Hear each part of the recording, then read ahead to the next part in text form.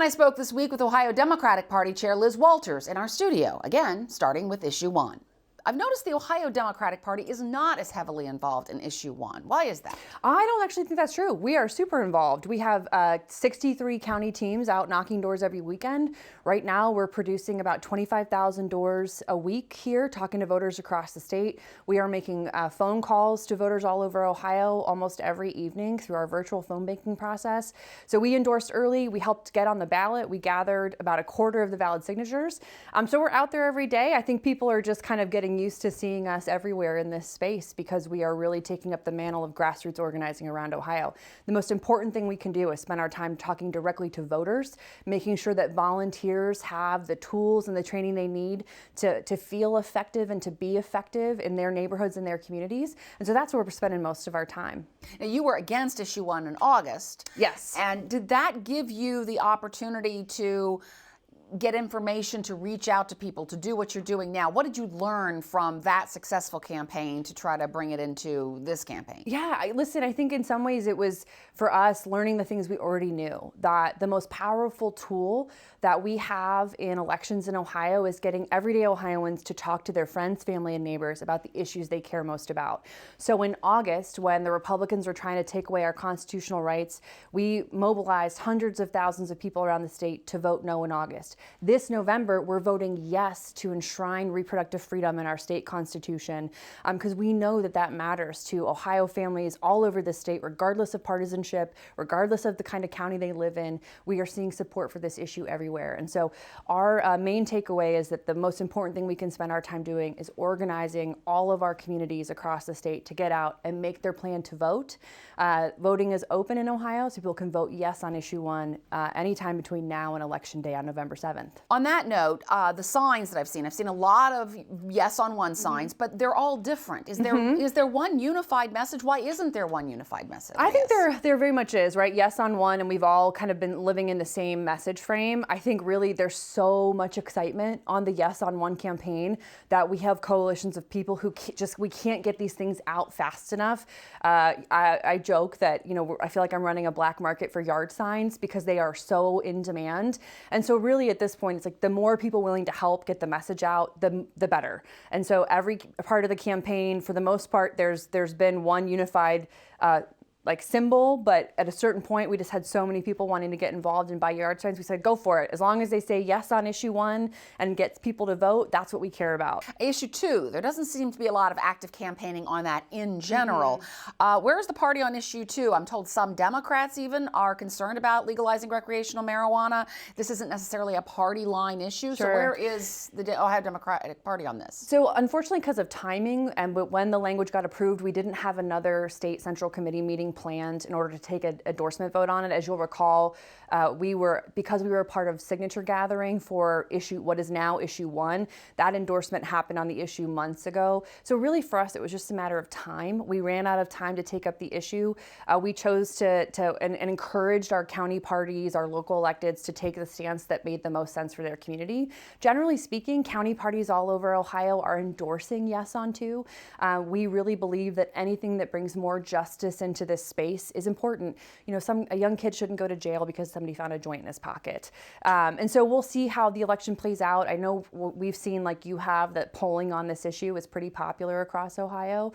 I personally will be voting yes on issue 2, but I think just because of timing, we had to let kind of local folks take whatever they could do on their own happen. These big issues, the 60% voter approval threshold that was rejected in August, the abortion and reproductive rights amendment coming up, the legalization of marijuana law coming up, all of these things, have they informed anybody in the Democratic Party that maybe the party should consider doing something to try to turn out voters next year or even later? Like, for instance, gun regulations. That's another issue that's very popular that tends to bring people who are interested into talking about it. Any thought about the Democrats running something like that and trying to get another amendment out there? Well, first and foremost, I think it's important for folks to remember that as the Democratic Party, our job is to elect Democrats. That's what we exist to do. There are a lot of coalitions out there thinking about a lot of issues. Number 1 at the top of that list is actually redistricting. We've seen former Chief Justice Maureen O'Connor is taking up this issue, which we think is very important. important. And just through legal structure, it doesn't really make sense for the party to lead on an issue campaign for really real important legal and financial regulatory structure. So, whatever issues come onto the ballot next year, we will take those up as a body and consider them.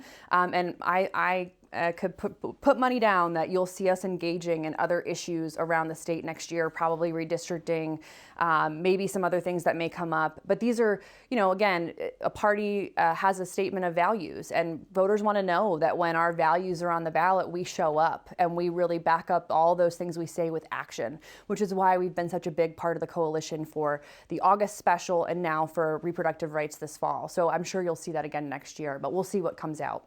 Democrats have been really good about getting their voters out early, because the returns that we see typically show that Democratic issues are doing well in early voting. Republicans are now pushing their voters to go out and vote early. Do Democrats have a problem keeping that momentum going and getting their voters not only out early, but then again on election day for those who've missed voting early? No, I don't think we have a problem, right? The most important piece for us, what we focus on, is making sure that we know what voters are going to vote when, right? And making sure they have the information they need to show up and cast their ballot fairly and get as much access as they can to the early vote process if that's what's for them. Republicans in Ohio have made voting a little bit harder every year. Governor DeWine earlier this year signed a law that required photo ID for the first time in Ohio history, but specifically excluded college IDs as counting. So our focus is we're not too worried about voters showing up. We're worried about making sure they can cast their ballot when they do. So making sure folks know the rules about how to get the ID they need, making sure they know how to vote absentee if that's what works for their calendar because they've got soccer games or Little League or whatever those things are that take up their schedule. So a lot of our time is spent talking to voters about making sure they make their plan to vote on or before November 7th. There is this leadership battle going on in the U.S. House, but also there is a leadership battle going on in the Ohio House. In both cases, Republicans fighting Republicans. In Ohio, Representative Derek Marin and two of his supporters are suing Speaker Jason Stephens over control of the House Republicans' campaign account. House Democrats backed Stephens and got him elected Speaker.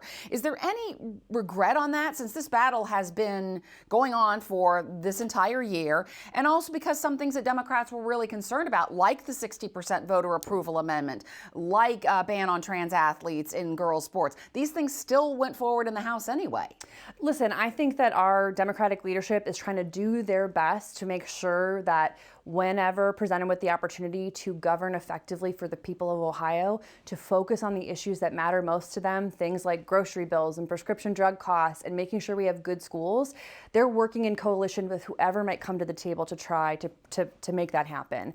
The extremism we're seeing out of both sides of this fight in the Republican House, I can't really speak to that. We're focused on leading for the people of Ohio, and unfortunately we're going to have to let their mess play itself out, and whoever comes tumbling out of that nasty battle, hopefully they'll come around to also joining us in the work to work for working people in Ohio. In the contest for next year's U.S. Senate race, because we have to talk about next year already, all three of the Republican candidates for U.S. Senate are well behind incumbent Sherrod Brown. In fact, the three of them together have as much cash on hand as Brown does. And Bernie Moreno leads the Republican candidates with $1.2 million raised, while Brown raised $4.7 million. All this sounds really good to Democrats, but Brown has even said this is going to be the toughest election campaign he's run. So are you worried? Well, listen, we're going to focus really every day on what we need to do to reelect Sherrod Brown, reelect our frontline members of Congress, to reelect our Supreme Court candidates. No election is easy. No election is a given, and we'd be foolish to treat it as such. And I think you can see from Senator Brown, from the things he's been saying, he understands that, and he takes earning the vote of Ohioans seriously when he runs for office.